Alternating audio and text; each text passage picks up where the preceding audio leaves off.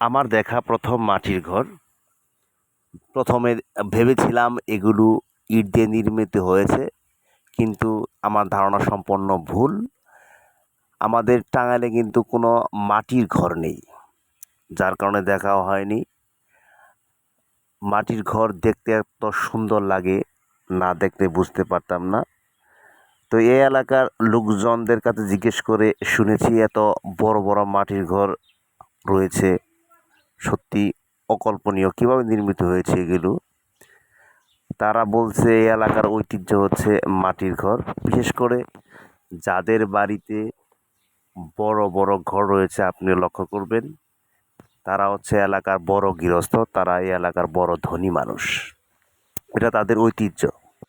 মাটির ঘরের যেমন সুবিধা রয়েছে তেমন অসুবিধাও রয়েছে। সুবিধার মধ্যে হচ্ছে গরমের দিনে তেমন গরম লাগে না, আর শীতের কালে শীতও তেমন লাগে না। কিন্তু অসুবিধাটা হচ্ছে এখানে নেটওয়ার্কের সমস্যা অনেক প্রচুর। মোবাইল ফোনে কোনো নেটওয়ার্কই থাকে না। এটা হচ্ছে একটা বড় সমস্যা।